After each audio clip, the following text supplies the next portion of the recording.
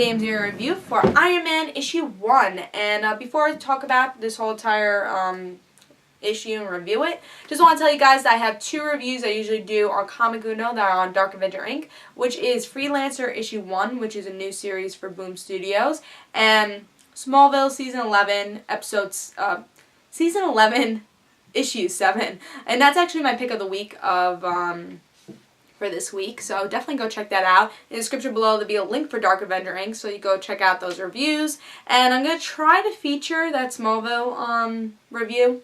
We'll see what happens. I don't know if that actually works, if you could feature something from someone else's channel, well, the other channel.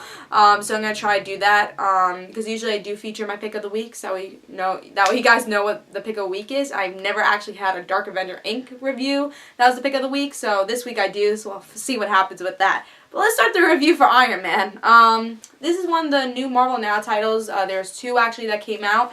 Iron Man and Deadpool. I did not get Deadpool, but I heard a lot of great things about it, so maybe I'll pick it up in trade or whatever.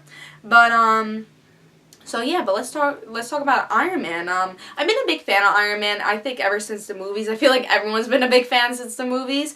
I really have been liking Iron Man. I did read Invincible Iron Man for a little while, but then there was a story arc that got me so bored, I'm like, I'm done. I gotta drop some series anyway, so I dropped Invincible Iron Man. But now I finally have an excuse to pick up Iron Man again, and I think that's great, and I was excited. I think this is one of the series I was really excited for Marvel Now. Again, just to kind of have that excuse to pick up Iron Man again. And I have to say, I was really hoping that this series would be a continuing of me picking up, because I picked up Uncanny Avengers, and I decided I probably won't pick up that series and continue with it. And then 8+X is also just seems like a random type of series to pick up. It's like, oh, if I like that character, I'll pick it up, but not a series I'll continue to pick up every month. So I was like, Iron Man, please make me happy, and that way I actually like it enough for me to pick it up and put it on my pull list. So let's see if I did enjoy this. The cover is awesome. I really like the new suit. I think it works, and I love the colors for it. Just really great art. Love the cover. And then we have this whole Marvel Now stuff. You know, it's always a Marvel Now because they have that red banner thing going on for them. And then, of course, the Marvel Now sign. So, it's definitely, you always know when that Marvel Now title's coming out for you. Let's see what happened with the story. I have to say, this whole issue was about Iron Man. You know, I'll talk about that after. But this issue is about how Iron Man is just having his little midlife crisis. He's like, oh, well, I'm going to date this girl. I'm going to get this. I'm going to get this new suit. And Pepper Potts is noticing that. And he also finds out, he gets a phone call from somebody, that the Extremis project has been released. Someone stole the Extremis project. So Iron Man has to find this guy and try to take the Extremis project back, because it's very dangerous for other people to have it. And that's what happens in this issue. He tries to find that person and tries to get his project back. And that's what happens. I like this issue. I did. The one thing I was actually going to mention before that I decided to mention now is that this is a perfect issue for new readers. I think if you've been reading Iron Man, if you've been reading Invincible Iron Man, you don't have to pick this up, because a lot of these different references, like, oh, well, I'm an alcoholic. That's very important for Iron Man's thing. Pepper Potts is CEO. And then we get to see Iron Man just kind of talk about himself a lot. I mean, yes, he does that already, but he talks about himself. Oh, this is me. This is not me. You know, Pepper is CEO.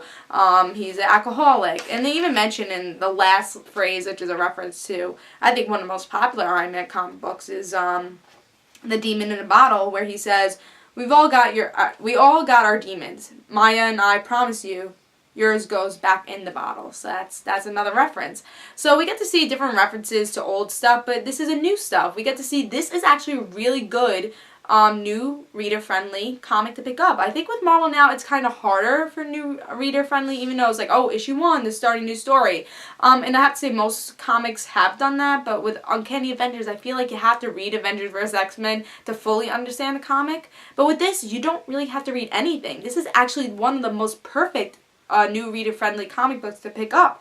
And even with A plus X, I feel like you kind of did need to know, oh, who's Cable? Like, most people don't know who he is. And I think with Marvel now, I think that is going to be a challenge. Is like, yes, you're going back to issue 1, but because you didn't reboot your stories, it's going to be harder to describe everybody with making old readers interested and new readers interested.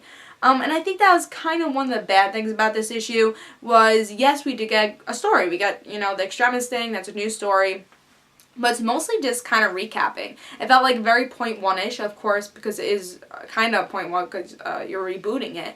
But it felt very, alright, like I know what's going on. If you know Iron Man and you've been reading Invincible Iron Man, or if you read a couple issues of Invincible Iron Man, you kind of already know what's going on. And I felt like that's why for older readers, this issue could be a little on the boring side. Because I would actually say 3/4 of this issue was just recapping and just saying, oh, well, this is Iron Man, this is it. And then like the last half, I guess the last quarter of it is like, alright, let's get this Extremis thing, or like, what's Extremis, and like, you know, what's this whole story about? And I feel like the story didn't really start until the end.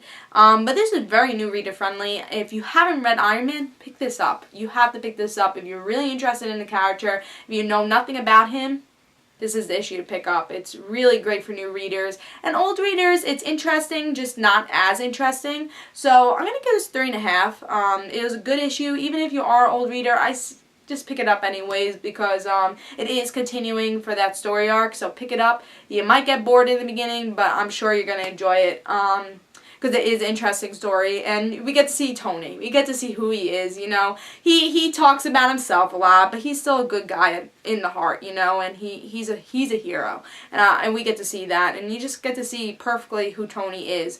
Also, another thing I didn't love in this was the art.